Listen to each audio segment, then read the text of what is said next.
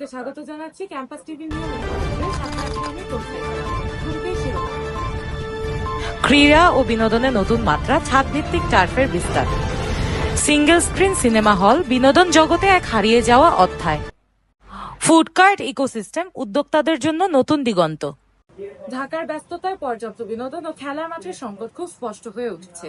এই পরিস্থিতিতে এক ব্যতিক্রমী উদ্যোগ নিয়ে হাজির হয়েছেন ঢাকার এক তরুণ উদ্যোক্তা। ছাদেও বানিয়েছেন একটি টার্ফ, যা গড়ে তুলেছে এক নতুন সম্ভাবনা। বিস্তারিত দীপা আক্তার আনিকার রিপোর্টে। শহরের ব্যস্ততা জীবনযাত্রায় যেখানে সবুজ মাঠের অভাব, সেখানে একজন তরুণ উদ্যোক্তা ছাদের ওপর তৈরি করেছেন এক স্বতন্ত্র টার্ফ খেলার মাঠ। বড় বড় দালান যখন এই নগরের এক একটি জায়গা দখল করে নিয়েছে, তৈরি করেছে খেলার মাঠের সংকট, তখন এই অভিনব উদ্যোগ গড়ে তুলেছে নতুন সম্ভাবনা। এই অ্যারোটাসের থটসটা আসছে বেসিক্যালি, আমি নিজেও একজন স্পোর্টস পার্সন ছিলাম। তো ওইখান থেকে দেখা যায় আমরা কাজিনরা প্রায়ই খেলাধুলা করতাম। মাঝে মধ্যে দেখা যায় যে আমরা যেখানে খেলতে চাইতাম সেখানে স্লটস পাওয়া যাইতো না, প্লাস একসাথে টাইম ম্যানেজ করা যাইতো না। আবার অনেক সময় দেখা যায় আমাদের থেকে টার্ফের যে লোকেশন গুলো একটু দূরে দূরে হয়। আর এই প্রবলেমের সলিউশনটা বের করেছি যে ঢাকাতে তো আসলে অনেক বড় বড় কমার্শিয়াল বিল্ডিং আছে যেগুলো ছাদগুলো আনঅকুপাইড থাকে। তো ওই ছাদগুলা নিয়ে কোনোভাবে কি কাজ করা যায় নাকি। পরবর্তীতে অনেকগুলো ছাদ খোঁজাখুঁজি করা হয়েছে। ম্যাক্সিমাম ছাদেরই দেখা যায় যে স্টেয়ারওয়েজ গুলা মাঝখানে পড়ে, যার কারণে ছাদটা এভাবে একটা ফুটবল গ্রাউন্ডের জন্য প্রিপেয়ার করা যায় না। তো শর্ট লিস্টিং করার পর ৩-৪টার মতো আমরা কমার্শিয়াল বিল্ডিং পাই, যাদের সাথে আমরা যাদেরকে রিচ আউট করার পরে এইটাতে আলহামদুলিল্লাহ একটা গ্রিন ফ্ল্যাগের মতো আমরা পাই যে হ্যাঁ এখানে করা যাবে।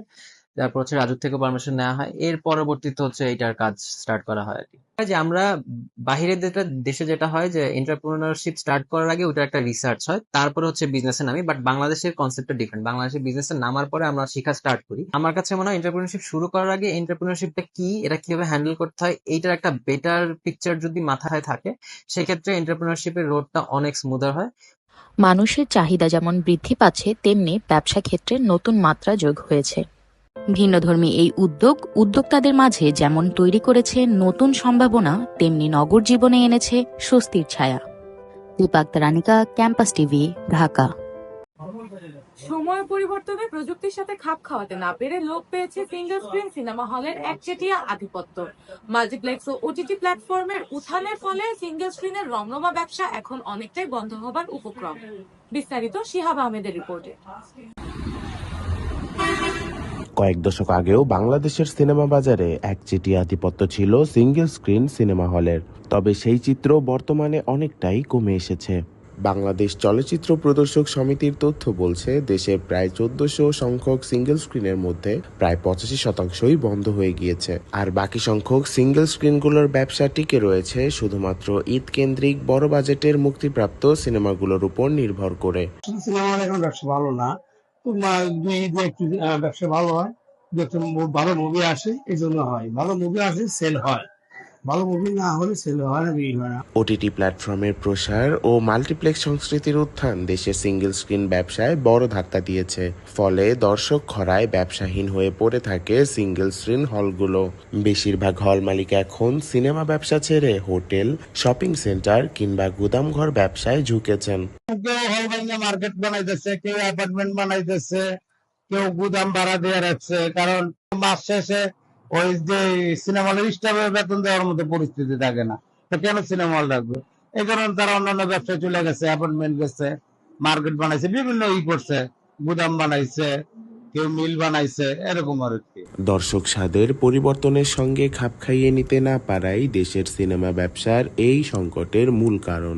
নতুন বিনিয়োগ মডেল ও দর্শক টানার নতুন কৌশল আয়ত্ত করতে পারলেই দেশের সম্ভাবনাময় এই ব্যবসা ঘুরে দাঁড়াতে পারবে, এমনটাই আশা বিশেষজ্ঞদের। সাভার সেনা অডিটোরিয়াম থেকে শিহাব আহমেদ, ক্যাম্পাস টিভি, আশুলিয়া, সাভার, ঢাকা। সময়ের সাথে বেড়েছে পরিসর। ছোট ফুড কার্টের ব্যবসা থেকে শুরু করে ৩ গুণ বড় দোকানের মালিক হয়েছেন বাবা ও ছেলে। পটুয়াখালী সেই দোকানটি পরিচালনা করছেন ছেলে নিজেই। সফল এই ব্যবসায়িক গল্পটি বিস্তারিত জানা যাচ্ছে জান্নাত উদ্দিনের প্রতিবেদনে। করোনার পরে যখন অনেকে নতুন করে বাঁচার পথ খুঁজছিলেন, তখনই খুলে যায় তাদের প্রথম ফুড কার্ট। চেয়েছিলেন একটু একটু করে এগোতে, সেই ছোট কার্ট থেকে আজ তৈরি করেছেন বড় একটি স্থায়ী দোকান। করোনার পরেই ফুটপাথ থেকে কমার্স ব্যাংকের সামনে ফুটে চালু করি। নানান মুখরোচক খাবার ও ফাস্ট ফুডের খাবার দেখা মিলে এই ফুডকার্টে এবং খাবারের মান এবং পরিষেবায় মন জয় করেছেন খাবার প্রেমীদের।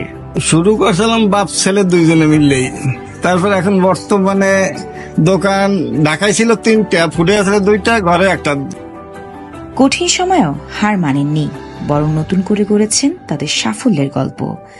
2 প্রজন্মের প্রচেষ্টায় জনপ্রিয় হয়ে উঠেছে তাদের এই খাবারের স্বাদ।